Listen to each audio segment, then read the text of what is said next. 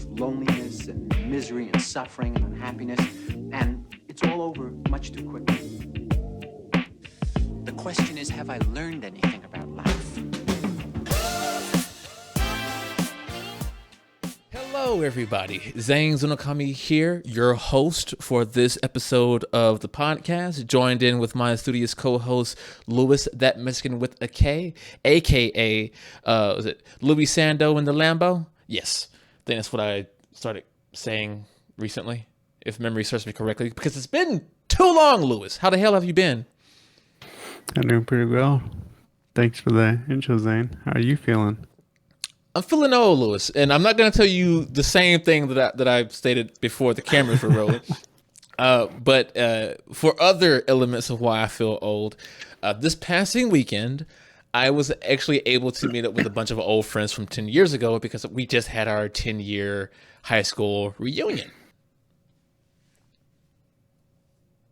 I'm old. It's quite a while. 10 years.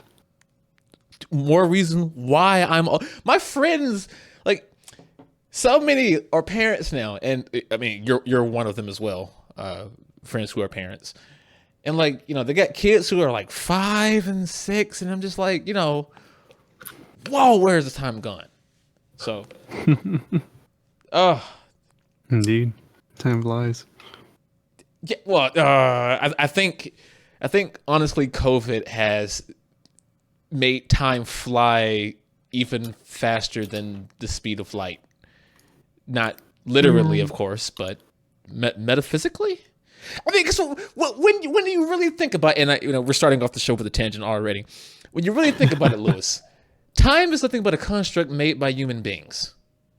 Yes. How do we all casually, consistently experience time in the same way? And we know actually through physics that we don't. If one isn't, or people in outer space actually do not feel or are not affected by time in the same sense as we are. You know what? We gotta one day we gotta pull in my friend Madison. Viewers who have watched a stream will know him as Rotate. He is a physicist. We're gonna either bring him and or Tim, which I forget his alias, but his handle. But those two are we're gonna basically grill them on the speed of light and the physics behind light speed and time and life. All right. Yeah, I was going to say, lately I've been trying to meditate to slow it all down. Really? Meditation can help with that, yeah. Because, you kind of just sit there and, like, do nothing. And, your brain automatically, wants to run a million miles an hour. So, like, it helps kind of slow everything down and appreciate everything in the moment. So that's what I've been doing lately. Oh, man, that was beautiful. You guys heard it here first, man. It's like, slow it down and appreciate life. Words from Louis Sando. As he drives away in his Lambo. Sadly, the first thing I want to actually bring up on the podcast today on episode 8 of season 2 is something that actually might freak some people out and freak some while also making you laugh. Okay, so if you've ever been on the web for the last year and a half or so, you may have seen through the grapevine or just through doom scrolling or some of the sorts, a fan-made comic of SpongeBob SquarePants where it's Sandy and Squidward and a few others who are fighting against a crazy multiple clone cell generating Patrick Star who's trying to take over the world. That's all I'll say about it. If you've seen parts of it but not finished it, or if you're interested in jumping onto it, but this is a fan comic that is made by the artist, all one word, still in the simulation. And when I say, if you're a fan of Cthulhu or other Lovecraftian horror tales, you don't got to be a fan of the guy. Louis, I don't know if you know about the baggage that exists when it comes to the actual creator, Lovecraft, but I do not. No, I do not. Well, as you would probably guess, for anyone back in like, I mean, more than 60 years ago, pretty openly racist in a sense. You know, not like the go kill all so and so, but still blatantly racist in the way that he wrote. But again, that was part of the times. Not excusing it, but it's like, don't be surprised. But yeah, if you like Cthulhu and Cthulhu-like horrors when it comes to the Eldritch gods and the idea of once you've seen the truth of the world and how the world works, you know, reality doesn't seem the same or doesn't look the same anymore. I highly recommend you check out this work of art. It is phenomenal. It took Still in the Simulation 1.5 years to finish, and he's open to doing more. So if you actually go to his website, stillinthesimulation.com, and you read through it and you appreciate it, leave him some nice comments and tell him that we sent you. But great stuff overall. And yeah, I'll hopefully be shouting out more artists and more indie creators in the beginning of every podcast episode.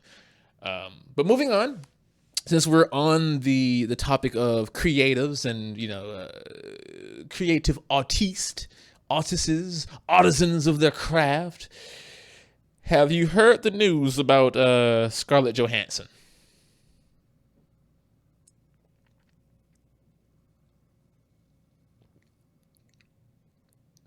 Did I lose you, Lewis? Oh, sorry. Yeah. I was a bit muted. I was talking muted. Yeah, no, I saw it in the headline, but don't know much about it. Why she's doing Disney? So essentially what this boils down to is, so Scarlett Johansson is filing a lawsuit to sue Disney. And before we dive a little bit deeper into this, I want to have a few disclaimers, or I guess a few disclaimers and just general statements. All right. One, I'm not the biggest fan of Scarlett Johansson. I don't think she's bad. I think she's actually a decent actress. But I do think she's overutilized in terms of action films and just things in general. That being said, I've seen a lot of people react or respond to this news by saying either she's ungrateful or she's trying to, you know, milk Disney, or that she's going about this when she should have did things differently sooner. And to those statements, essentially STFU. And it's not because I'm trying to protect Scarlett Johansson from criticism.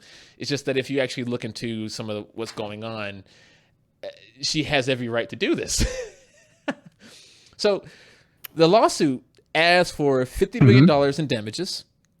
And you know, this is essentially due to directly that the contract that Disney formed with her, the one that Disney drafted and that she agreed to on Disney's terms, was for her to be paid by the theatrical releases performance. And to her understanding, originally, her film, the Black Widow film, was to be released in theaters and then later go to streaming. But can you guess what happened, Lewis? Yeah, I'm gonna guess Disney pulled a fast one, just threw it on their Disney Plus platform. Yep. So they did a simultaneous release, both in theaters and on the Disney Plus platform. Also, quick interjection. I actually saw this movie. I have a rule where I'm not watching any more DC or Marvel movies, but I was able to see it for free, and so never look a free gift in the mouth. You know, especially if that gift is a horse. That's a new one for you. It's a good movie. I have my issues with it, but overall, above average in my opinion. A strong start, a strong middle, shaky weak ending in my opinion. And of course, this movie should have happened way sooner, because it takes place before Infinity War, and it's like, oh yeah, that's a while back ago. Holy moly. And then they try to kind of shoehorn in the aftermath, because, spoiler alert, Scarlett Johansson's character's Black Widow dies in Endgame. And so they kind of fit that in the end of the movie to do like the time skip, the aftermath of Endgame, where some of her family members are like, oh, you know, we miss her. And then a lady comes up and goes, you want to meet the guy responsible for her death? And it's Hawkeye. It's like, oh, it's like, no, anyone who watched Endgame knows that he's not really to blame. And like, even if you want to, Phase 4 does not look good. And anyway. So, that's the issue with the lawsuit. The whole Disney launched it in theaters and streaming services at the same time. And when you have that, her performance or the movie's performance on the streaming platform does not interact or does not affect her pay rate due to her contract. So if Disney goes, we'll pay you based on how well the movie does in theaters, and then they release it on streaming platforms at the same time, so that's going to go ahead and undercut the performance because half people are going to stay at home. Some people are going to go out to the movie theaters, you know? Right. So essentially Disney kind of stole money from her. And I'm being straight up. Oh, I'm sorry. I should probably say allegedly. You know, EOZ does not have a lawyer, so I don't know the proper actions to protect our assets. You know, just end it with in Minecraft. It's funny you say that. On the video version of the podcast, I actually do have a Minecraft server displaying on the background on my monitor. Gotcha. There you go. So all that's happening in Minecraft. The Scarlett Johansson stuff, all in Minecraft. But yeah, and so people said, you know, oh, she should have tried to renegotiate her contract ahead of time. And okay, from what I've read, I don't know if this is actually fully, you know, been proven just yet because all this is still coming out. It was literally filed on Thursday. To my understanding, very new. Yeah, I heard that her lawyer team, her legal team, actually did try to negotiate a new term for the contract before the movie launched when they found out last minute that it was also going to launch at the same time on the streaming platform. Disney supposedly, allegedly, ignored them and just went about with it anyway. Secondly, to that statement that she should have tried to do something sooner, Disney drafted the contract, which means, you know, it's on them to shoulder their commitment to their agreement. Disney made the decision to launch on the streaming platform and the theater at the same time, which means Disney breached the contract, not ScarJo, Disney. And so if Disney breaches the contract, then that gives ScarJo, like, quite literally, because of the contract, the legal right to pursue a lawsuit because Disney broke the contract. And even if you go through all of these rigmarole, the idea that people are trying to defend Disney for whatever reason, Disney has money out the wazoo. Okay, if it's $50 million, that's a drop in the bucket for them. As a matter of fact, I think ScarJo should probably ask for more. But, you know, let me calm down and woosah and do what Lewis do and meditate. Woosah. Do you remember what that's from?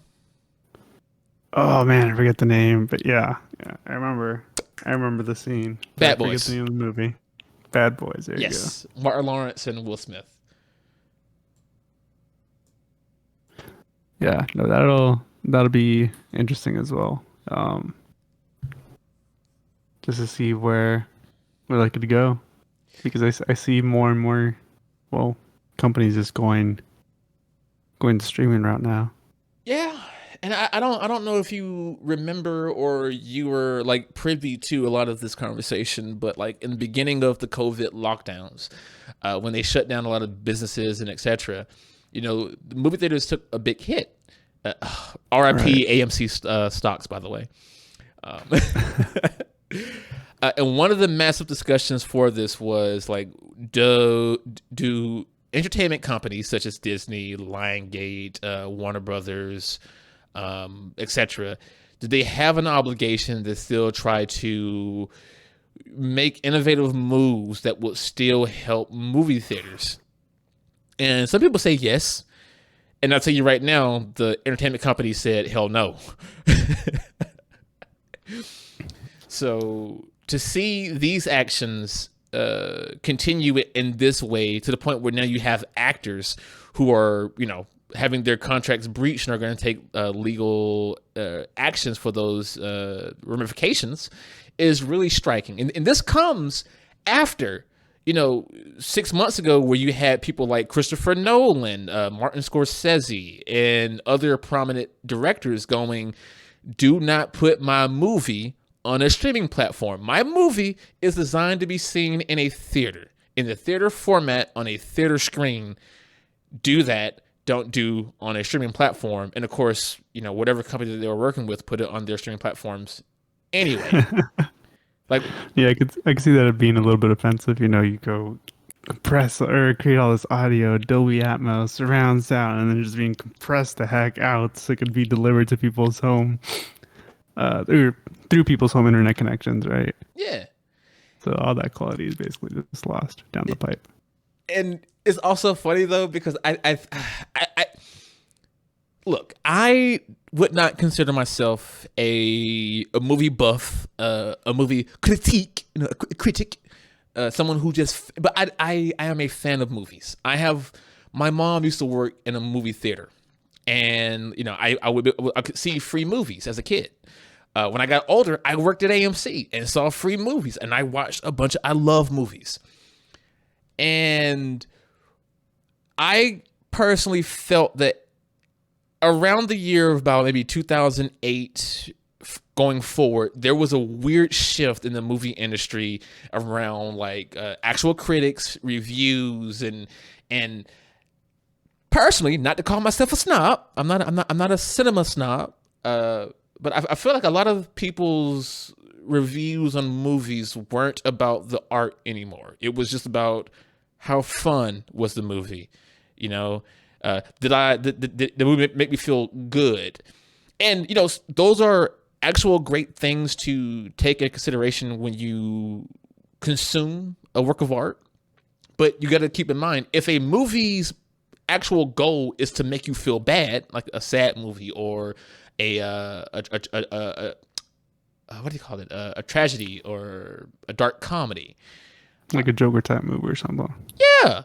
And you go, I didn't have fun because it made me feel horrible. It's a bad movie. No, the point of the movie was to make you feel those things. And if it succeeded, then the movie did what it was trying to do. And therefore, your perspective on it in terms of reviewing it should have that be considered. Now, again, it doesn't mean you have to say it was a good movie, I recommend it. But you could say it was not for me and still try to talk about the actual aspects of the film. Now, after 2008, I think a lot of that kind of started to die down, and the point that I'm trying to work my way up to is when Christopher Nolan's Tenet movie came out, and I have yet to actually watch it. People saw it at home, and people were giving it bad reviews, and also it released after Christopher Nolan said, don't watch my movies on a streaming platform or else you're not enjoying my film the way I intended it. And I think a lot of people went, don't tell me what to do. Screw you and screw your movie. I watched it. It's a bad movie. Do what I want, Chris. Yeah.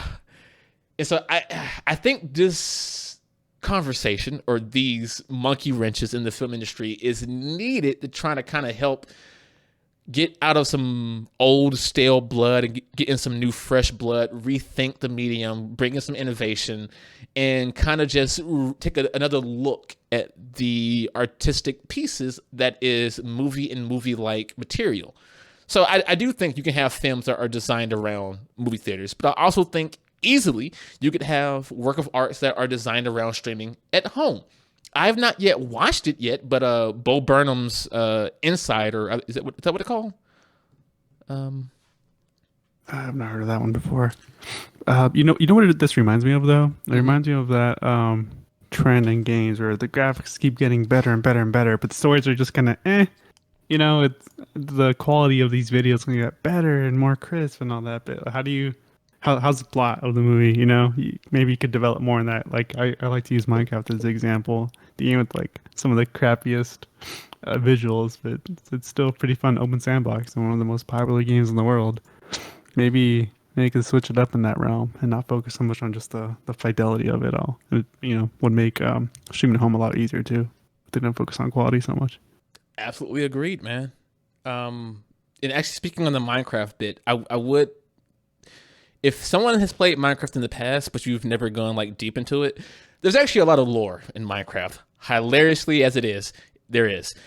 If you ever go find the music discs and get a music box to play them, there's one that sounds like, creepy ambient noises and footsteps and things breaking. And it's supposed to tell a story of a miner in some mines that was being stalked by an Enderman. But I digress. So yeah, Bo Burnham, he's a comedian. I believe he started out on YouTube. He went away for a long time due to mental stress and depression.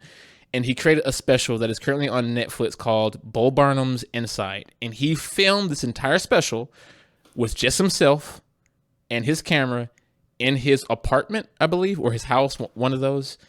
And, people said it's phenomenal. But again, that is a medium, an art piece that I think was designed and made specifically for streaming at home. So it's possible. But we went off so many tangents on this topic. I did not expect to get as passionate over this as I did. Oof. But yeah, I'm curious as to where this goes, and I want to see what the giant juggernauts of streaming media does. And of course, look, this can all be avoided. Just simply renegotiate your contracts with your actors, directors, writers, film studios, etc. to also incorporate your streaming platforms, especially if you're Disney and you can do movie theaters and your Disney Plus streaming platform. My God, it's not that hard. What's next on the docket? Samsung. Right. I'm sorry. I'm looking at the doc sheet and it's like, oh yeah, these are our light topics. Spend nearly 30 minutes ranting about movies. We need a producer or a different producer, not myself anymore, to kind of keep us on track. But I don't know. Maybe people like this type of this layout. To Zane Unfiltered. Yeah, pretty much. So Samsung Unfold. So, every year Samsung does some weird tech, every tech manufacturer has their little thing, Google, Apple, Samsung, etc. And so they're going to do the Samsung Unfold event coming August 11th, 2021 at 23 hours p.m. KST time, which I think is Korean Standard Time. Yeah, I think that's a good guess. Yeah, let me look it up. I'm going to guess this, so... Yeah. Yes. KST. I mean, I can only imagine that if the event is called Unfold, maybe there's going to be some something about the Galaxy Fold. I don't know. Most definitely, man. And so there's been some leaks about the specs and what the new devices are going to look like, that being the Fold 3 and the Flip 3. But what I'm really most curious about, what I'm really, really antsy is, will they actually give the Fold 3 a stylus support? Yeah. I can't believe that's not a thing. Right. So when they came out with the Fold 1, it was all experimental and new technology. They weren't sure how sturdy the screen was, right? Then they came out with the Fold 2, and they created the ultra thin glass UTG, which essentially is plastic with bits of glass blended into the it's polyurethane or some type of the plastic material. And people said, oh, it should be strong enough to handle an S Pen now. And Samsung said, "Yeah, we don't want to risk it because if people start scratching their screens with their stuff, it's going to be a big issue." I think they can do it with the Fold 3 if they make the stylus nib, the tip, also known as the nib, a little bit softer. I think they can get away with it, unless of course if someone literally stabs their screen with the stylus, right? And yeah, I'll say why I think this. So, again, I own the Fold 2. Before the Fold 2, I used the Note 8. Got the same back. For the people who are listening to audio only, I'm showing up the phones on the video now. All right. So I was just having a really boring day, right? And I decided, hey, I want to see. I don't know why I did this. It's stupid of me. I want to see what it feels like to take the Note 8's S Pen and kind of just like draw on and write on the plastic UTG screen of the Fold 2. And of course, it doesn't do anything because there's no support for it. But just writing on it, it feels fine. It legitimately feels fine. I'm not writing that heavy on it, and it's not leaving any scratches. And I'll say, and I'll do a video of like it's almost going to be a year of having the Fold 2 and my experiences with it. I do have some micro scratches on the inside screen, and that's due to I have like long thumbnails. And so when I scroll and I flip through, sometimes my nail scratches the screen, but it's only noticeable when the screen is off and I have light shining on it in just the right angle. And it's fine. You don't feel it. You don't see it when you're using it.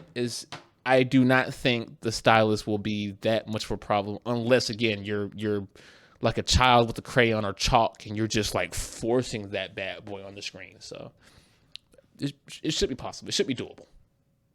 I wonder if they could do some sort of a screen protector on top to counteract that a bit. But I don't know how that will affect the experience with the glass. Right. So the Fold 2 did come with a protective layer on the inside screen. And I left it on for like 2 weeks and I pulled it off because it felt horrible. Like it feels like a plastic rubber stretchy. Part of my language, but it felt like a condom on the screen. it felt squishy. Like it didn't. So I pulled it off and I was like, weird. The screen felt so much better with it off. So, and also the protector attracts all forms of dirt. Like things just stick to it, and it was just it was just no. I'm glad they put it on there for people who are just kind of paranoid, but you know me, Lewis. I don't rock a case, and right. I don't dangerously there. Yeah, you know me, man. Yeah. I'm freaking Willy Wonka over here. You're a wild child. Blazing Saddles in this. Now, anyway, so I have no other idea what will be showcased at the event aside from the Fold 3 and the Flip 3, most likely. I don't know if they're gonna do any more like earbuds or some type of Samsung Bixby speaker. That's a joke there, by the way. Yeah, was it the Apple HomePod that was out for what, like 2-3 years, and they just discontinued it? Like, yeah, it's not doing well. Yep. I think they just were too late to the punch there. Yep. So I don't know though. We'll see. Some people do want them to also do like a new Note with premium specs and features and things. And I mean, we'll see. It's Samsung. They'll do what they do, and then we'll see what happens and how they manage with it. But that aside, though, the last quote unquote light topic. Light in other aspects. Sure. The pre-built PC bans going on in like 5 states, but primarily that of California. And Lewis, you know a bit more about this than I do, so you mind like filling us in on this crazy thing? Let's see. So it started online with someone realizing that they can't order I believe it was an Alienware R12, I think was the PC. But anyway, on the PC website, before you order it, it says, sorry, not allowed for shipment in like California, Washington, Oregon, and all these other states. Basically, they were saying that if you were to place an order going to those states, they would basically cancel the order because of some law that California drafted that mandated new power requirements for pre-built PCs and also monitors. It goes into effect at the end of this year, but they're kind of, I think, already trying to prep for it. I know Jay's 2 cents made a video on it, and from his analysis, it was something along the lines of, actually, it's not that big of a deal with more power-hungry, adaptable computers. It's more restrictive towards lower-end PCs or something like that. That the law is harsher on them, which is kind of backwards, and it's a bit more of a sigh of relief. So I don't know exactly what in that computer is what kind of makes it illegal. It's a little funny because now that we're gonna have like a California compliant computers. That's just funny for me to think about. But something interesting in reading the document, it turns out Intel helped draft this bill. And I was joking with you earlier. I was like, man, I wonder if this is like Intel trying to like hammer back at AMD basically because of the rise in processors. Because Intel's, they tend to be the more Power efficient, right? Not power efficient processors. I'm like, I wonder if this is Intel trying to get the way back up to the top of the food chain. But yeah, it's coming. Nothing said about individual PC parts. So at least if you just already build PCs, it's whatever, just keep building PCs.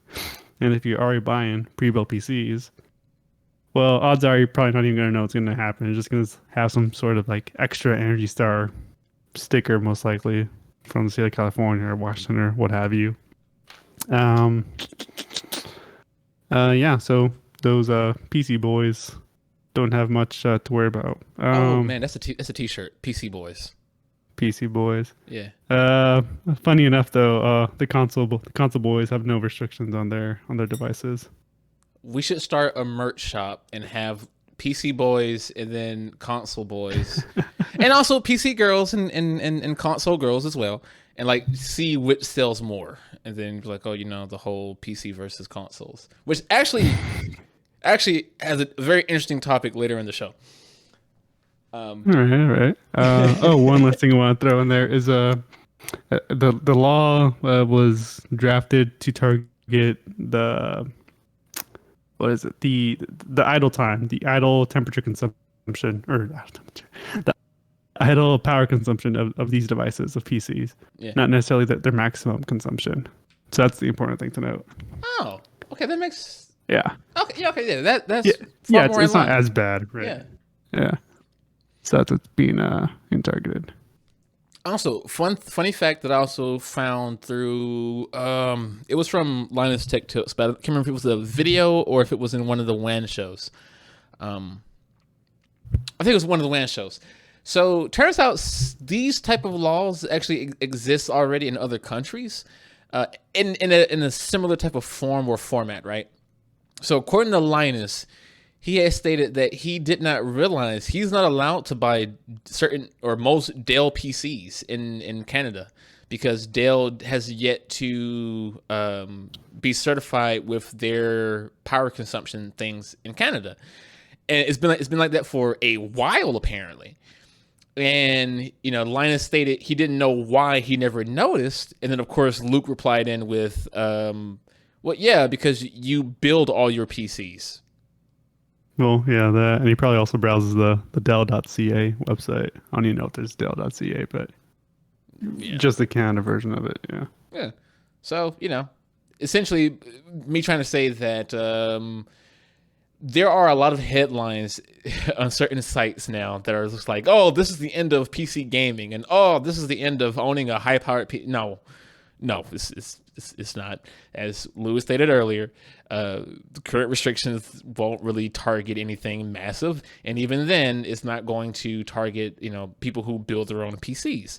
And even if they want to try to do that, I don't really see how likely it would be to monitor and regulate and test the standards of every single model of every single type of component for every single type of configuration of a build. So, it's not the end of the world. I'll tell you what, basically. though. Yeah. I was going to say, I'll tell you what. This news is going to help lower down the price of GPUs. Oh, God, yes. Yes. Oh, fun fact. It's not one of our show notes, but apparently AMD released one of their RTX. One of their what is the GPU for AMD naming? The chipset. It's a Radeon, right? Yes. So they released one of their latest Radeon GPUs in China. I mean, it's just tech news. I don't see why that's that superly important, but I saw a lot of articles making a lot of fuss about it, and I don't. I mean, I could be stupid, but I don't see how big of an impact this is going to have on the GPU market in any direction. So, if anything, it might hurt because less in stock going. Because it's anyway. Speaking on PC components and configurations and parts and things, Microsoft, quote unquote, had a leak of their Windows 11 OS, right? And we can talk about a bit more of it as we go through. But in general, it's really weird because at the moment there is like a heap of restrictions and requirements that you need in order to install Windows 11. Okay. But you want to know okay. I was gonna say, like, well, do you know what kind of restrictions? So at the moment, I believe they're limiting you to require an Intel CPU. Your motherboard or your CPU has to have is it TPI? That's smart chip or whatever, right? Yeah, the it's like hardware security for encryption. I think it's TPI. Hold on, Windows. This is live reporting here on SNSN After Dark. Where is it? Oh, TPM 2.0 compatibility. And so TPM functionality can some motherboards require it to be like an actual add-on that you put on the motherboard, but also some CPUs have it built in. You just have to enable it through your BIOS. But besides that, though, there's like an insane set of like required RAM and just a few more other things. But that might change during the actual official release of Windows 11 because it's thought to be like right now when the leak initially happened, they were only testing a very narrow set of devices to test. That makes sense. Right. And the reason why there's only Intel CPUs right now is because they've not fully tested AMD CPUs on Windows 11, so therefore they have not put up any AMD CPUs as compatible because they haven't tested it because the OS is not officially out just yet. Right. And even more hilariously, though, the guys over at Linus Tech, we have been shouting out to Linus and the guys a lot this episode. Props though, because like they do the real work and good work. But the guys over at Linus Tech Tips, that being Anthony and a few others, they found that you could actually modify the what was it? It's the memories. The reg edits, the registry, yeah, to set certain values to just bypass the requirements, and oftentimes it would work. So whoop-de-doo. Now we don't know if those will stick into the official launch of Windows 11. So the current workarounds might not work in the official release. But for now, if you want to do the live preview or the insider early access peaks and whatnot, you can, even if you don't have the quote unquote recommended stats and specifications for it. And that also goes to show you that Windows 11 is mainly, not all, but mainly just a visual overhaul. And personally, I like a lot what I see, and to have others relax a little bit, there are apparently options to kind of customize if you want more of the original Windows feel, as in like the Windows key button in the bottom corner rather than in the middle with the other apps. You can set it to be that way, etc. Which, look, they're learning. Microsoft is learning specifically because I've always said this. If you're going to make changes to anything that's been long-standing, you should always include options, because not everybody's going to want to see something new. And so they're learning, they're doing that, and I give them props for that. Oh, it's like what, like 80% of the market? Like, yeah, there's a big probability that whatever you do, someone's not going to like it. Yeah. But no, man, like, I don't know if you know the YouTuber Dave2D, but he did a video about how he modifies his Windows 10 to be a certain kind of way, and his was the first time I've seen anyone with Windows 10 do like their start bar, not the start menu, but the actual task bar, at the bottom or the top, or wherever you put it. He put the icons in the center. And I was like, oh, like it's kind of like the Linux original, like Ubuntu docs before they went to the left hand side, or like Apple's app dock, I think is what they call it. Yeah, and that's actually my preferred spot. Yeah, it makes sense, especially if you're like me and you have a monitor that is 5120 by 1440p. Yeah, I ain't gonna drag my mouse all the way to the left for something. Yeah. And I know you're not a fan of this, but they introduce rounded corners to their elements. I don't think I'll mind that too much, as long as the experience is all similar throughout. Which I mean, I'll need a test for myself. So it's kind of all over the place with Windows 10. It's still kind of like that on some panels, but they've gotten better though with the updates, streamlining everything. Yeah, I wonder if in Windows 11 they've kind of finished all that. Who was I watching? I was watching a reviewer. MKBHD? Basically talk about. No, it's a lesser known one. I'll have to look him up actually. But he was basically saying that if you're an admin or a power user, all those old classic menus like the control panel from like Windows 7, they're still in there. You can still access them through the run and command line. They'll pop up still. So those are still there. They're just kind of more in the background now. Yeah. So I'm sorry to interject here. This is one of my biggest pet peeves with Microsoft is that right there. Look, I don't mind the more user-friendly settings window, the whole little, glossy glass with the left-hand panel, and but for power users, like you stated, we should not have to do the run command. And granted, there are other ways around it. You can right-click, say, like the sound icon in your taskbar, and then click sounds rather than sound settings, and it'll open up the original old school thing. But look, if you, I hope this is fixed in Windows 11, right? If you're going to give us a more user-friendly thing, that's fine, but keep the same functionality in it. You cannot switch or see the full list of all your audio devices or your be it virtual or hardware in the normal or their current normal settings menu. Now you have to go and open the old school, the original.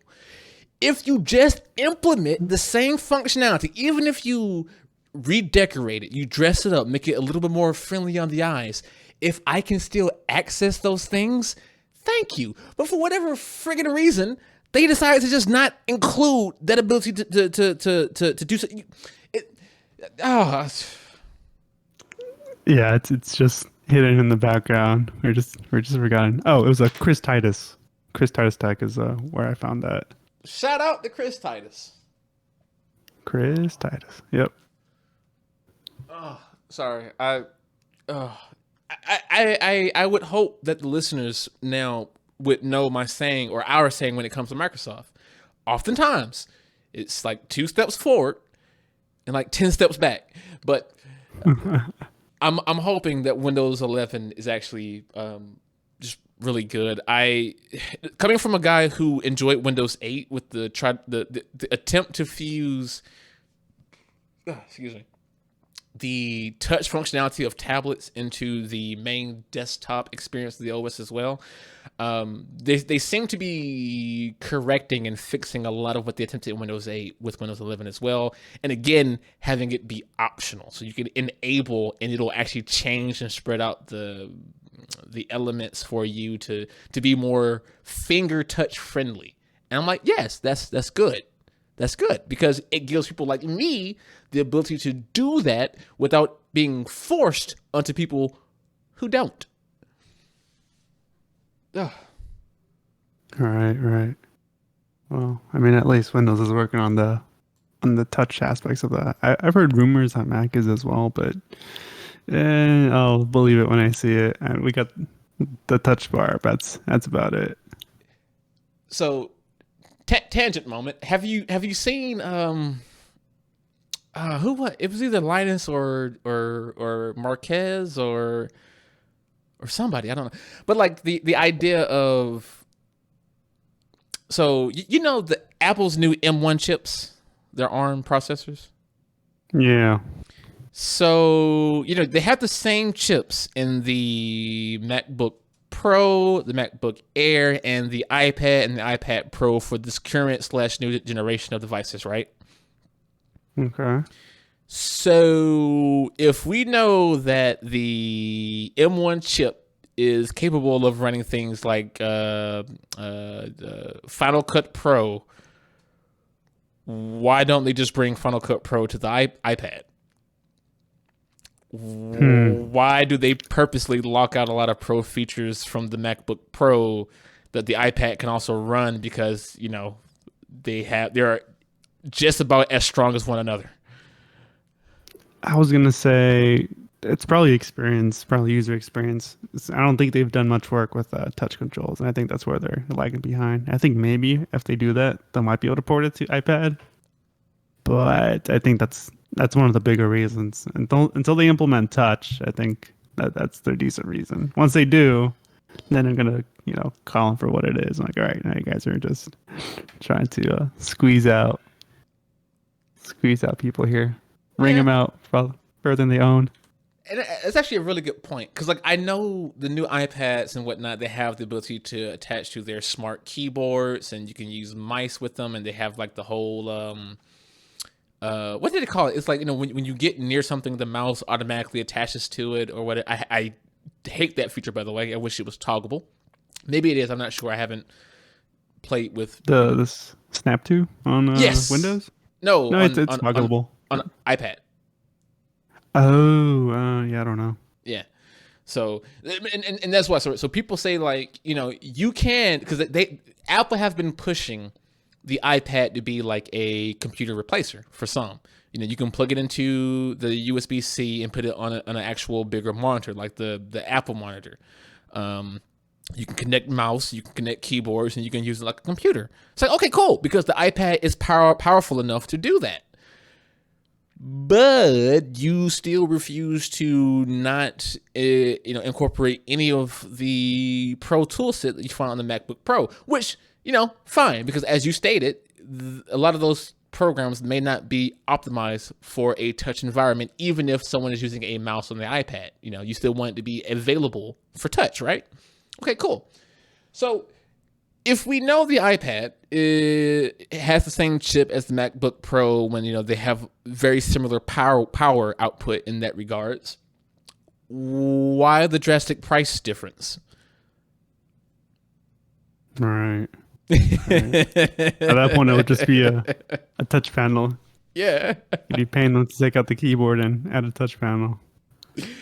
It's like this is why I think we won't see touch coming to MacBook Pro anytime soon. I think there are some who may really want to push for it, but the idea of, if you make things touchable on the normal MacBook Pros, the laptops and things, then that gives more credence to say, well, we should be able to have these things on the iPad as well.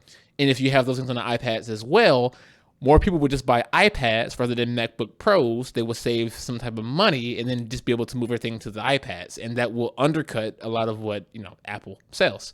So,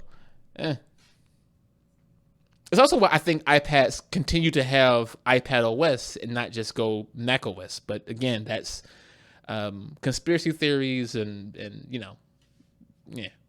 I think that was more. I think iPad OS was for energy efficiency, but I think Mac OS kind of already did that with the chip. So I don't know if they could claim that now. Exactly. With iPad OS.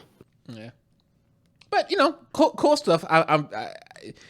Look, I love the advancement that Apple continues to make, but I'm just not a fan of their ecosystem. I'm not a fan of their outlook, and it's just not for me. Again, if you use Apple products, I highly recommend them for you. The M1 chip is amazing, but I'm just not going to feed into it personally. What I do want to feed into, though, is Valve's new cocaine, because I don't know. Yeah. Go ahead. I don't know what Gabe Newell is snorting, but man, I want some of it, because that Steam Deck, the announcement out of nowhere, out of the blue. Oh my, Lewis, they're pretty secretive. But once he drops something, it's like, oh wow, what? Interesting. Yeah. Interesting. What are your thoughts on it, like in general? What can this thing run? Like, that's my biggest thing, right? Because like, if you look at the previews, right, I don't know if it's real world recording or not. I mean, it's probably just rendered on there on top. If you scroll down to the guy playing Doom Eternals, I mean, Doom playing at that high frame rate, I believe it, because I mean, Doom is great, optimized, hella optimized. Yeah. Pun intended. So yeah, I mean, I get that, but. So like, how's it do all this? Is it running an ARM chip? Does your game need to be compatible with this? Like, I'm just real curious. Do you download things from the internet? Can you like slap it on an SD card because it looks like it's got an SD card? Yes, just, and yes. Drop it in there, call it a day. I mean, just how, like, and what? I see that there's a dock for it. I want to see some reviews on this. Like, how can that little thing power so much? And So I do recommend you go to YouTube, because there are some people who had early models of it, and so they show you them playing games, and so essentially it's like you stated, it can run 90% of like all Windows games, right? But of course, some games that require like high fidelity, you got to put on medium settings or like slightly lower settings and run it at 30 frames per second rather than 60 frames per second. That being said, it runs on, believe it or not, Steam OS, the operating system that they developed for the Steam boxes a couple of years ago that never took off. But this is Steam OS version 3, which has been completely redone from the ground up to incorporate their Proton library, which is the library that they were working on to allow Linux distributions to play, Windows games that were not running well or not compatible at all with Wine. So that's how it's able to do a lot and run a lot, and it's specifically designed to be optimized for video games. So, this is really cool from the developers themselves as well. They say that you can grab this machine and install Windows on it if you want to. You can like just full on Windows 10 or in the future Windows 11. Which, by the way, Windows 11 does have built-in functionality to take advantage of DirectX 12 to basically make games run a little bit better. But whatever. But if you install Windows on it, you do lose a lot of the first-hand optimization that was designed around it via that Proton library. Right. So it's phenomenal. So there's 3 versions of the Steam Deck. One that is, I forget like the naming for it. I'm pulling it up right now. Yeah, let me see if I can. Okay. eMMC, the NVMe, and then there's 2 NVMe versions. Okay, so they're selling it basically based on storage. with the lowest end model using slower memory, basically. Yeah. Not like RAM, but storage space. Oh, NVMe, not bad. and the CPU that they're utilizing for this is AMD based. It's an APU. Okay. Okay, that makes sense. Yeah. Zen 2 RDNA. So yeah, man. Like I'm ecstatic about this. I might not order one anytime soon. I might just wait for like a Gen 2, even if, because I don't really need it. I got a high powered gaming PC already, and I don't really do much gaming on the go anymore. It's COVID. Well, even without COVID, I don't game when I'm out in public, or, well, if I go visit the in-laws, I could always have it with me and play. Yeah, whatever. I'll figure it out then. But yeah, man, it's phenomenal. And oh, look, man, it even has like the little touch pads without getting rid of the analogs and the directional pads and the buttons. Like, That's bravo, cool. bravo! It even has If you the could extra disable pads. that per game. I always see the extra pads in the back that I think you were going to talk about, right? Yes, it has everything, everything. And I think you was about to say, if you can disable the touch pads in the games themselves, you can, if I'm not mistaken.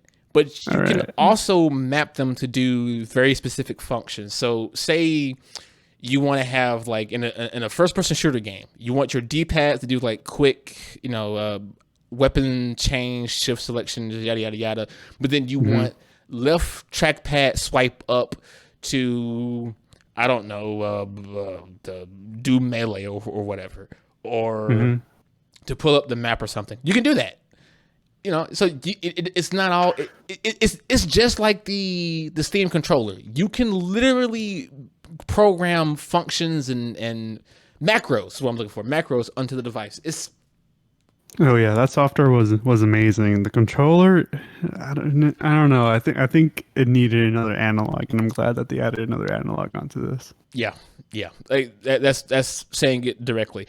Like, the controller itself worked really good for some games and not so well for others. And then in general, it had a high learning curve. Instead of the trackpads being the center of attention, like in the Steam controller, they're essentially like extra little icing on the cake if you want to utilize it. They learn. Microsoft, this is literally a company that went, let's try something different multiple times, and they learned in every single iteration. Valve have not taken one step back ever. They always go forward with their, they may stumble, they may fall, they may make mistakes, but they learn from them, and they've always innovated and improved. Learn something. I shouldn't really say, because actually the Xbox platform is actually set to do really well in the future, so maybe I should hold my tongue on Microsoft in the gaming realm for a couple of years and see what they do. True. Yeah, and I'd want to. I do like how the joysticks and the controllers, I guess, the not Joy-Cons, are kind of just fused onto it. I think that just makes a more stable product, gives it less flex, so to say. Because I know when I play on the Switch, it's got that little bit of jiggle, that little bit of play. Oh yeah, I hate that. Oh, and also, if you notice, the actual grip on the Steam Deck has more ergonomic feels to it. Like the handles extend outward for you to actually hold onto, whereas on like the Switch, it's flat. I was gonna say, I also like how the analog sticks have like little dimples and like ridges around them. I'm already liking that. The Switch is kind of like bubbly, I guess, so to speak. It's got that outer ridge, I believe. It's kind of been a while since I played. This looks a bit more comfortable. They're not good. And like to Switch's benefits, it's not horrible, but they're not good. And I'm not even gonna bring up the whole Joy-Con drift. Joy drift, con drift, Joy-Con drift, or whatever. That thing. That's just unfortunate, though. But I digress. It is funny though, because before the Switch OLED came, and we can switch to the OLED. Came out. Yeah, that's, I didn't even notice. So people knew that Nintendo were working on a quote unquote new console based on the Switch, and everybody's assumption was it is the Switch Pro. That is not what we got.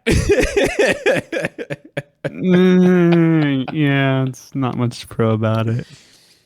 It's literally just a new, better screen. That's it. And it comes in white. I mean, bravo, yay! There are skin And wraps they for did that. this. Yeah, and they did like onboard memory. They doubled it 64, which is like, okay, that's nice, but That's honestly, that's still not enough. But right. So you're paying like, what is it, an extra $100 for double the memory, another 32 gigs, and a better screen, which I guess is nice, and a LAN port for the dock, which they could have just sold separately. Just a dock with a LAN port. Like, okay. so It's nice try.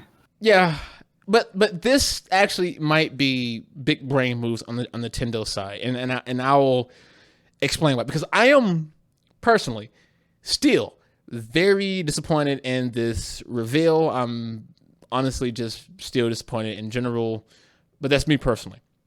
But here's why the Switch OLED might be big brain moves for Nintendo and generally a positive move overall. So the Switch itself has been a very hot demanded console for people. Like it has been for like the last year still. Like it's hard to find some for some people. Also, we're going through a serious chip shortage, which does not really seem to have an end in sight into the near future.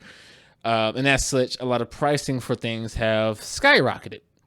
So if I'm Nintendo and I go, people want to continue buying Switches and people want a more powerful Switch that requires a new CPU, new form factors, and I also have a lawsuit going on around my Joy-Cons, maybe just give them a slightly different version of the current Switch, which will then allow the current generation of Switches to become less sought after, which will allow people who don't want to pay the extra money for a quote-unquote just better screen to buy a the current set of generations of Switches. Cool. And then maybe later potentially come up with the Switch Pro when things are a little bit better and a little bit, more price effective. So this might be good for Nintendo to do. I would say it's not unusual. I remember the DS had a lot of versions with very minor things changed to it. Yeah, I didn't even think There's about the the DS. There's a DSi. Yeah, I lose track of them. But I know there's a few of them. Like, what? Who? What? But you know what? And I might be in the minority in here though. I feel like every single iteration of the DS after the original DS Electric Blue was inferior. Now that might be because I have these massive man hands. Seinfeld reference, by the way. But the original DS was pretty chunk while still having a low profile to be portable, but it felt really nice in the hands. Then they came up with like the DS Lite or the DS Lite first, then the DSi, and then you got like the new generation, which was like the 3DS.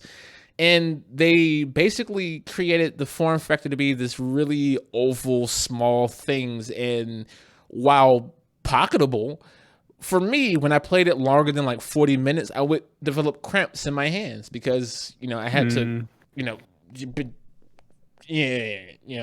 was not a good time.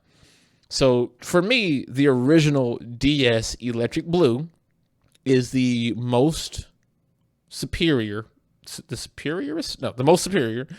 form factor for their handheld gaming. Supreme. Yeah. And that color, man, I'm a fan of blue. That color was a nice blue. That was some of the best shading of blue I've seen. It's like the same shade of my car, believe it or not. And I like that blue. It's matter of fact, for the viewers, I'm gonna bring up the original Nintendo Gonna look it up myself. electric blue. It's electric. Do do do do do do do. I like that song. That's a fun song, man. Okay, I see it. Yeah, I think with cars it's called like royal blue. Actually, yeah. On my car, I drive a 2014 Honda Accord. She is, if I remember this correctly, her blue shade is considered obsidian pearl blue. And I know people It's are got going some weird like, names, like car colors. Yeah, it is, but it actually makes sense. And I believe there's like 2 episodes of myself making fun of names like this because it's just stupid. But I'm gonna tell you why it makes sense for my car. Just mine, no one else's. In bright light, she is like a very royal blue. She has like a type of glitter shine to her in certain lights, right? And so I think that glitter shine is the reason why they have the pearl in the name. And the reason why it's obsidian pearl blue is because when the sun starts to go down, her color shifts from a very royal, deep, rich blue to a more purple blue. So I think obsidian, that dark purple, maroonish blue, stands out a bit more. So I think that's why it's obsidian pearl blue, because it shifts ever so slightly in the dynamic color range, I think. see, my car's official color is titanium flash mica. Ooh. I'm like, all right. I don't know what the mica means, but Doesn't gonna count. I don't know either. I'm like, all right, you guys name it whatever you want. I'll just drive it. actually, I'm curious. Define mica. I don't want images. Hebrew, who was is it M-I-C-H-A, Micah, or is it spelled differently?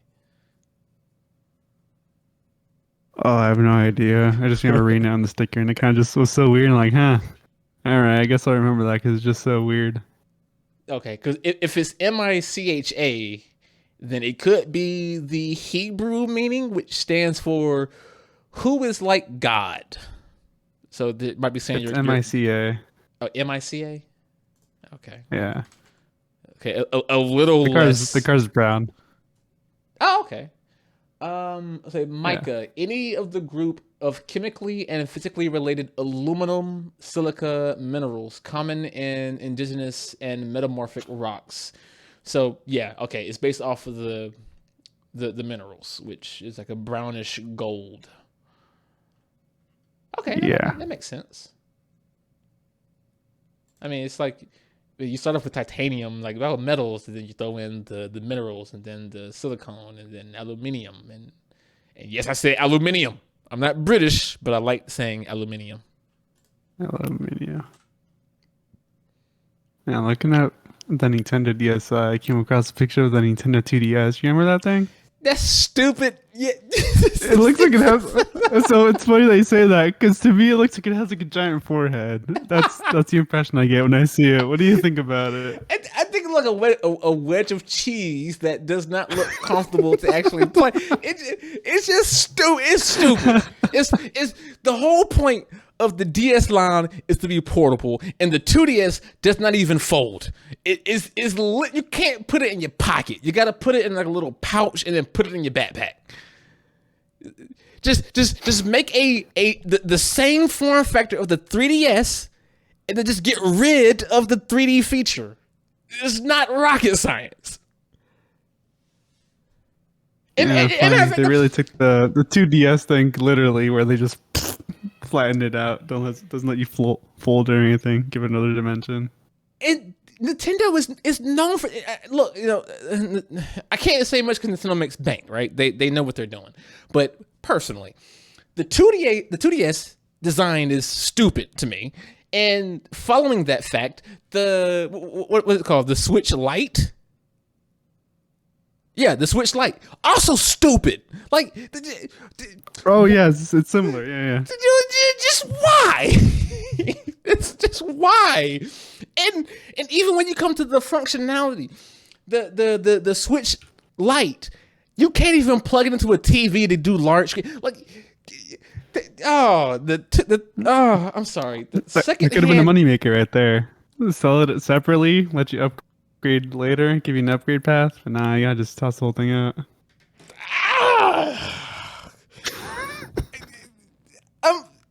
I'm breaking because I know they made profit off of it, and I don't know why, because it doesn't make any sense to. Because especially with the Joy-Con drift, the Switch Lite, you won't be able to switch the Joy-Cons because Yeah, you just stuck with it now. Shame. Anyway, the next part of the show was supposed to be the Steam Deck versus the Switch, and I mean, to sum it up in my opinion, I think the Steam Deck blows the Switch out of the water.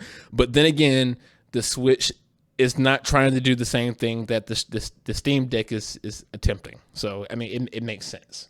The Steam Deck is literally a portable gaming PC in your hand, and the Switch is literally your Nintendo games in your hand, minus certain old school games, because they won't, for whatever reason, bring emulation or any of their older games to the Switch, even though we know that there's actually emulation code in the device that can play literally anything from the NES to the SNES to the DS to the GameCube to N64 and more.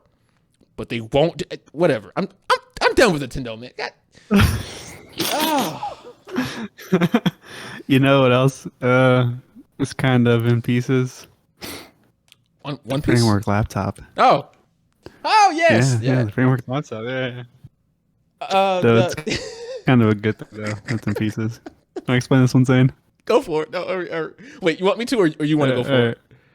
I could go for it. The Framework laptop. It's pretty rad actually. So it's a very modular PC. Or sorry, not PC, a laptop.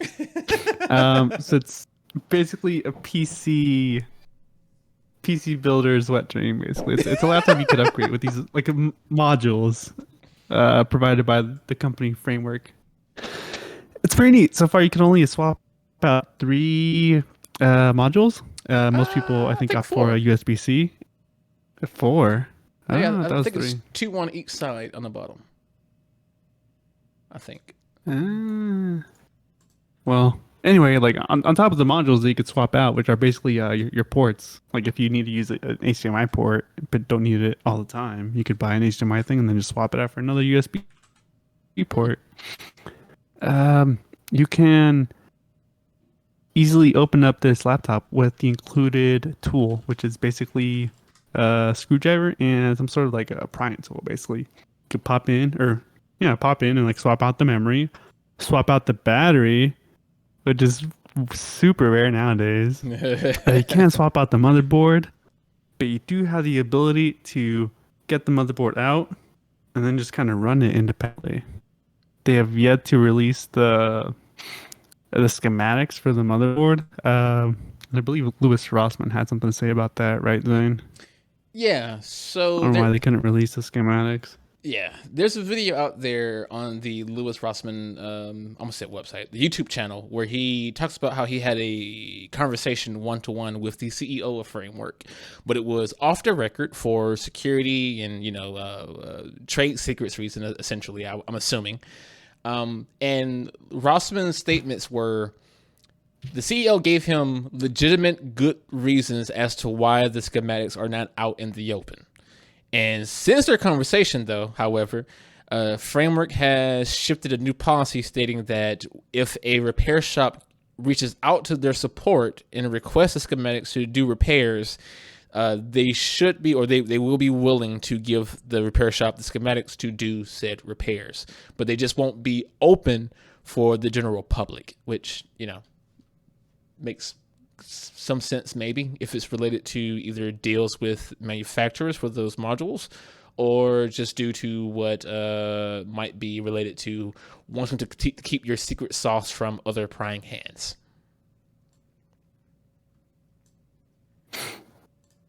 Regardless, though, even if they never release it, I think it's still a step in the right direction. Just the ability to swap all these things out from it. RAM, I guess you could argue that RAM is you're able to swap it out in a lot of computers. But the cool thing is about the laptop is that they kind of guide through these QR codes that are inside the actual laptop. Once you pry it open, you can scan the QR codes, and they'll give you the exact specs of each item and a little tutorial basically on how to remove it or install a new one. So that's pretty neat. They're actually encouraging you and teaching you how to upgrade it, adding on to the whole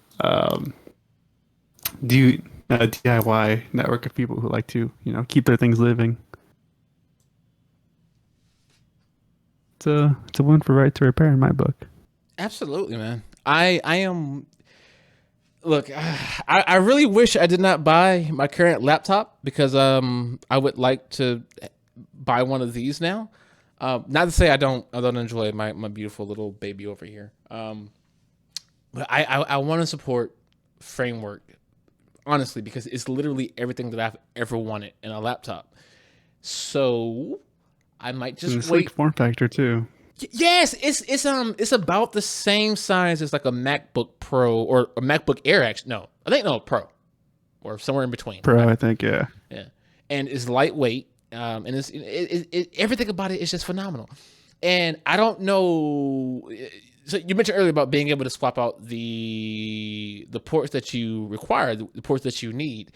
I don't know who has ever been in the same shoes of like if you've gone to an off-site location to do like a presentation and your laptop has DisplayPort out, but you have to integrate it with what's in this off-site location, and the off-site location does not have a DisplayPort cable or anything to connect to DisplayPort. So I would always carry like a bunch of different little dongles of DisplayPort to HDMI, DisplayPort to VGA, and etc. So this was just make it easy. You just carry little modules and just plip plop, dip a dop, you're done, and it's phenomenal. Also, this can roll into the next part of I guess the main topic of the show, which is the future of the future path of hardware and standards in general, right?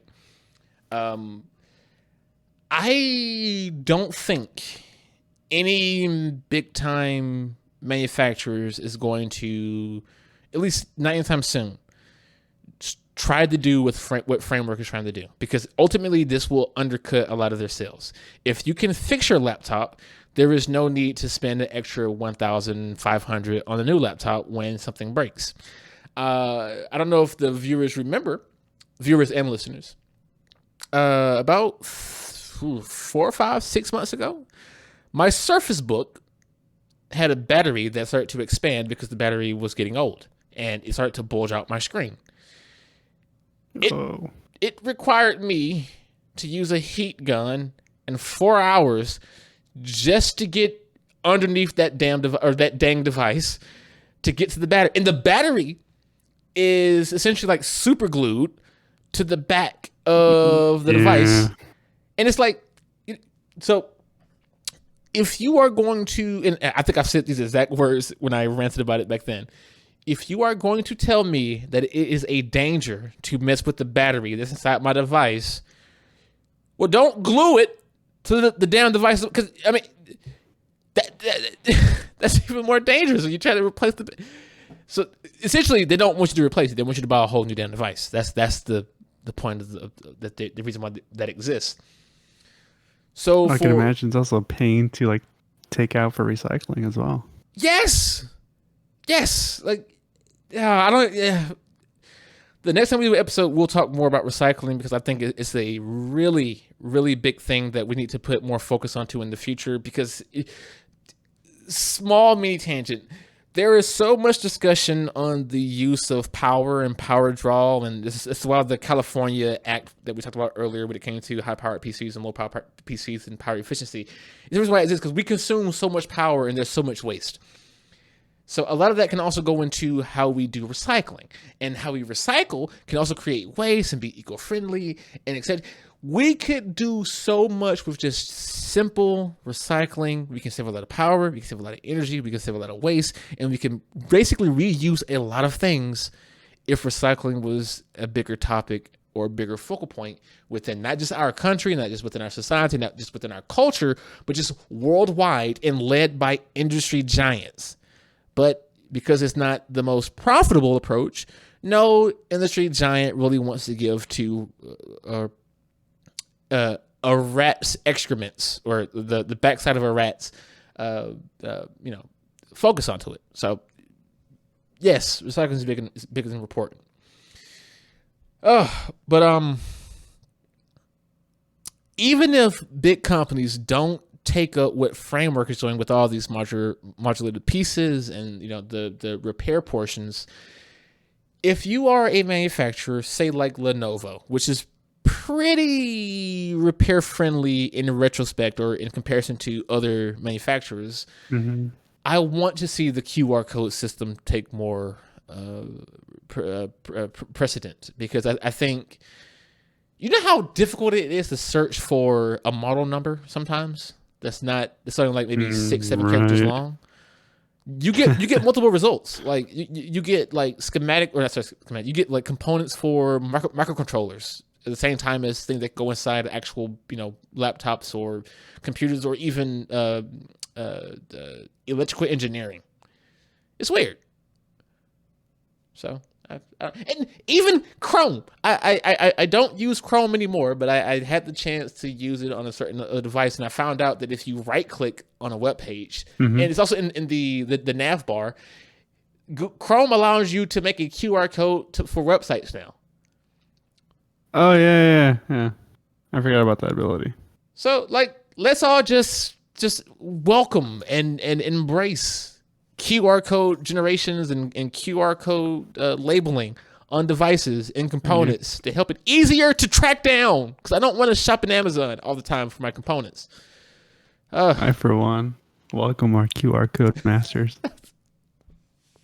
Lewis, you are killing it with the jokes lately, man. Thanks. Top notch. It's the bigger companies will say that they're green in other regards. Like, I think Apple's big thing is like when you're purchasing a new product, it's like, oh, they're made in this most humane way possible with mercury-free components, yada yada yada. But then if something what goes wrong with it, they gotta replace the whole thing. Like, oh, sorry, you didn't get Apple Care. We gotta check this whole thing over and get you another one. Like, what? Oh my God! So that's a huge pain. Yeah, you brought up a trigger. You brought up a trigger. You said Apple Care. Dun, dun, dun, dun. You've triggered me. So I gotta go in. I gotta go. I gotta grab the microscope and I gotta zoom in. So for those who are not privy to Louis Rossmann, a name that we've said in this podcast episode multiple times, and I know this episode is actually running quite long. Yeah, it'll be all right. So Louis Rossmann is essentially the grandfather of the Right to Repair Act, basically trying to pass certain legal laws and restrictions, or I don't know the proper terms that you want to call it right now, but I guess right now laws, so that manufacturers cannot lock you out of fully owning your device. And I personally stand behind this 130%. And I've talked about it as well with episodes we talk about Tesla, because I love Tesla. Tesla is the brand that I want for my next car. I want a Model S. I don't want a yoke steering wheel, by the way, but I want a Model S. Yeah, I think it's weird. I saw MKBHD review recently, and yeah, bro, it's not for me. But anyway, it's not even the shape for me. It's the fact that they got rid of the stocks and the capacitive buttons on the no. No, No, Tesla, yeah. no. Why is that a good idea? Like, what? When he told me that when he turns his steering wheel and he accidentally brushes the turn signals, Right. no, no. Next, they're gonna add a touchscreen on there too. Like, what? And then they got rid of the honk in the middle. I'm like, what? That's the classic stuff. Well, why would you ruin that? I get changing things. We're changing so much at once. Anyway. But anyway, Apple. Yeah, Apple and Tesla still though. I don't like the fact that Tesla says you cannot operate on your Tesla. They say we do not want you in our system. We don't want you working on the computer. We don't want you working on the components. We don't want you changing anything. Bring it to us and we'll fix it for you for a high price. And that same type of structure exists with AppleCare. You pay money for a quote unquote type of insurance so that if you ever break your device, they'll fix it for you. But 9 times out of 10, they don't fix it. They replace it. And so if you have photos or important documents on your iPhone or your MacBook, and let's say for whatever reason, you don't subscribe to, what is Apple's like iCloud storage thing? Oh, iCloud. Yeah, it is iCloud. Yeah. Yeah, it's doy. So for whatever reason, you don't use iCloud, so you don't have the images, the important documents, etc., uploading every night to your account. You just have it on your phone and or you have it on your laptop, and they broke. So they go, oh well, we'll replace it for you. It's like, no, I want you to fix it because I want my data. And they go, oh well, no, it'll be on iCloud. I don't use iCloud. Ooh, buddy, you should be using iCloud. I don't want to. Well, that's your problem. So then you lose all your stuff. I'm going to say something much more explicit. You lose all your stuff. And they're just like, okay, well, whatever. You'll still get a new device. I mean, it's not even new. You're still paying for this through your AppleCare, which is like a subscription model. So whereas if you go to someone like, Louis Rossmann or iPad, is it called iPad Rehab? iFixit? Is that what you're talking about? No, iFixit is one as well, but iFixit falls into the quote unquote sellout group because they become qualified with Apple, Samsung, etc. They're verified repair shops, so they follow their standards, which is not any better. Okay. But I think iPad Rehab is what it's called. It's a young woman who does essentially the same thing that Louis Rossmann does with the repairs and data recovery. They fix hard drives, etc. If you go there, or to them and pay maybe $100, you get your device back, you get your data back, you can recover a lot more stuff, and you save money. But then you got Apple who will go, okay, well then we're gonna push out an update so that if someone replaces the speaker or someone replaces the touch button or someone replaces the screen, the iPhone or the MacBook knows it's not the same component that came with it, and so therefore it won't work properly. Are you kidding me? Are you? Yeah. That's so incredibly wasteful. Like, just the amount of energy used to create a whole laptop, and versus like a small little speaker module. And it's you're not. I'm not buying your whole green thing there, Apple. No, because when you can replace a single capacitor, that is the carbon footprint of a single capacitor versus that of a whole new device, or maybe 3/4 of a whole new device, is significantly different. But you want to sit here and claim you're eco-friendly? Really? And then you want to say it's dangerous to work on your device. You want to say it'll help increase theft. Really? Let me tell you something, Apple. Let me tell you something. Back in 2000, I forget what year it was, when you had that horrible shooting and that person's iPhone, it was like, oh, well, we can't break into it because of Apple devices. The government still found a way into it. You're not tight. You're not foolproof. You're not Fort Knox. And even Fort Knox is probably not that secure because conspiracy theories state that there's no gold in it. So let me tell you something. Well, go ahead. I was gonna say, actually, I think there's like some article I saw earlier this week about how there's an Israeli company that like helps create software. Pegasus. Apple and Google throw into their devices so the government can like, it's basically a backdoor for them. I Yeah, have to look it up. Pegasus. That's yeah. what. I forgot. Yeah, I wanted to add. Is that to what the it's show. called? Yes, I know I'm forgetting something. It's Oh my god. Yeah, look. So essentially, Look, I didn't know the name. Yeah, go ahead. it's game over, right? So look, it's nothing is as secure as a manufacturer tells you. They tell you this because they want you to buy their stuff.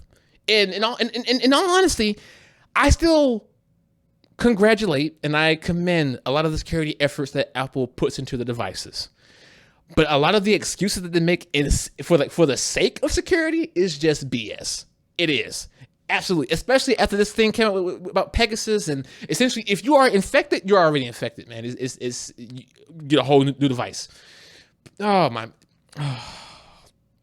Yep. And the problem is like, oh, only these people are supposed to get it in there. I'm like, well, I mean, yeah, but that doesn't guarantee that someone else won't open that back door and take advantage of it.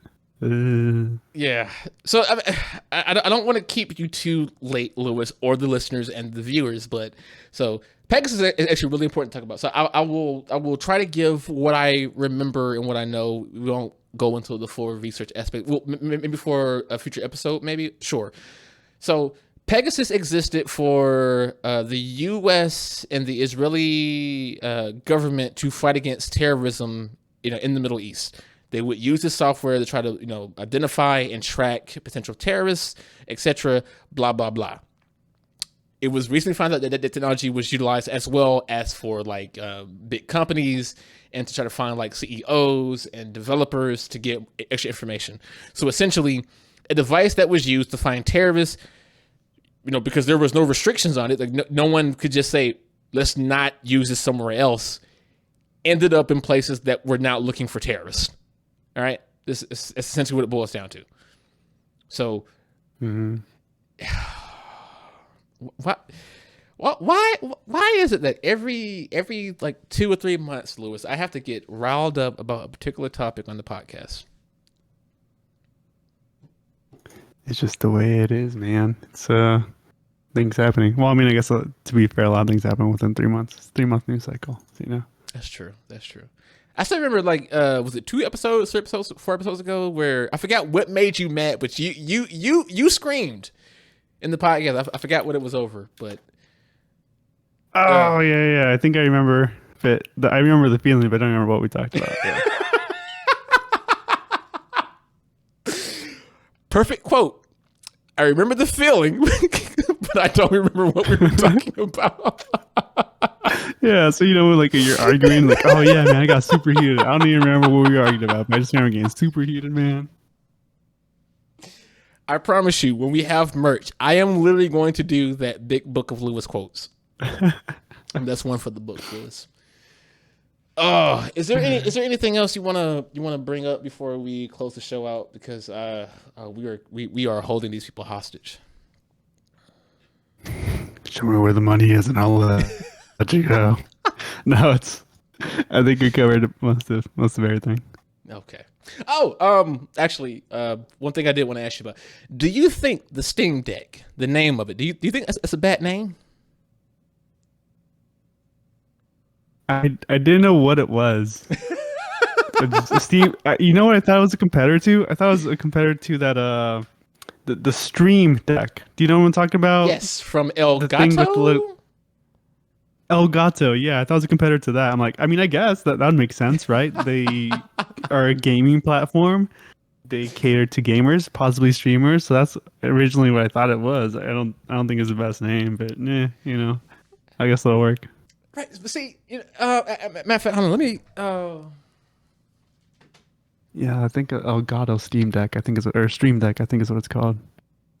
See, I thought they called it the Steam Deck because isn't in the actual software of Steam, isn't they called like your library? Isn't it called like the deck or something that you have on deck? I think you're right. Yeah, no, I think it is on deck. Yeah. Or no, is that Plex? This is what you have on Oh, deck. that might be Plex. I think it's Plex. Yeah. Yeah, afterwards, I'll open up big picture mode and take a look because I thought I Okay. saw Deck in Steam too, but I don't know. I could be mixed. I'm old, Lewis. I'm old and senile. But yeah, I found a lot of people hate the name Steam Deck, but to be fair, I can't think of another name for the device. Steam Disc, Steam Tablet, Steam Play. I don't know. Honestly, if I were in the marketing team, I would actually like go just crazy with. I would probably call it the Steam Ouroboros. You know, the snake The eating Steam itself. Whizzle. This is the whistle. Oh, Ouroboros is it's a a real whistle. thing. Oh, okay. Why whistle? I don't know. I just first thing that came to mind. What does Razer name their stuff? Razer names their things a little bit differently. They always have some unique name for everything. Like Chroma, The blade. Black Widow, The stealth. Orochi. The tarantula. Oh yes. I think it's with the keyboards mostly that they go a little bit wild. Oh, and they're mice. Yes. What are But they they were called, trying to look up mice? something about a mice, like the Tapai, or the other one is the Orochi, the Death Adder. Okay, well, I know the Yeah, I think Orochi they're really is out there. a 8-headed serpent. I don't know why that would fit for a mouse, but The Naga, that's also snake related. That's the Viper. Oh, I guess that makes sense, doesn't Oh, it? they're all Yeah, you're right. snake based. They Okay, do got a thing. okay, yeah. Yeah, I guess. Oh no, Except Death Adder. What the heck? no, I think the Death Adder is a type of snake as well. I think It's a type of snake. I think it's Okay, it's that a could be breed true with of- the lance head. Yeah. But no, The basilisk. Okay, I see the theme. the Razer logo is 3 snakes. I forgot that it's actually Oh god, I'm so stupid. Yeah. No, that makes sense. Okay, I thought it was kind of random. I didn't know Naga was a type of snake. I might cut this. Naga itself is actually like a mythological snake creature. It's like a gorgon, you know, like the Medusa. It's very similar to one of those. Okay. But No, that makes sense. Okay. I might cut this out because us coming to realize that, you know, they named this about the snakes because their logo is literally 3 snakes is The viewers can't know my incompetence. They must know that I am all-knowing. I have Skynet feeding me information at all times. But yeah, It's a constant feed in my head. Wow. But no, That so Razer book that looks pretty sleek. it do. Oh, but anyway. It do. Maybe the viewers could let us know their opinions or their thoughts of what the Steam Deck should be named. I do think the Steam Deck is fine. I just think it's unfortunate that it makes people think about the Stream Deck, which is not the first time I heard it here. I've heard multiple people say they thought Stream Deck. And I was like, oh, that's going to get copyright infringement because of Elgato. But it's the Steam Deck. But no, they should just call it the Steam Machine Portable or just, you know, the Steam Machine. I don't know. It's whatever. Steam Go. Yeah, I don't know. Though now I want to send Razer an email and say create a device and name it Ouroboros because I like the Viking snake eating itself. Actually, do Razer have a Razer Ouroboros? I don't know. They do. Oh my goodness, they do. Oh, that's funny. It's a mouse. The Razer Ouroboros Elite. Ambidextrous game. Of course. And it makes sense. It's ambidextrous because it's like the snake eating itself is a full circle. So it's literally like create. Oh, that's Big funny. brain. Okay. Ah. Did Okay. you know that Razer also has Razer Care? They're really trying to be Apple over here. I'm sorry. What? Yeah, Razer has Razer Care. I just found that out right now. Protection plan. Oh, okay. Yeah. Okay. Uh, Okay. Okay. Okay. Okay. Well, look, the show's going on long enough, and we just went from praising Razer to now being kind of meh because of the Razer Care. So, Before we end the show, I do want to give a quick shout out to Dean Anthony. He's the guy that actually set up the MLK High School reunion for class 2011. Props. He has a YouTube channel. I'll link that in the YouTube video. And also shout out to Madison, the Rotate, the physicist I was referring to. He actually gave me this mechanical keyboard that I'm thoroughly enjoying to use for the show. It is a Ducky Mini, and full disclosure, we are not sponsored by any companies that we've talked about today whatsoever. So as I say that I like this keyboard, it's purely for the fact that I like this keyboard. So yeah, we will see you all in the next set of episodes, though. Feel free to, like, subscribe for the video version. For the audio listeners, just subscribe to the podcast. Let us know what you want us to cover next, and we'll be here forever.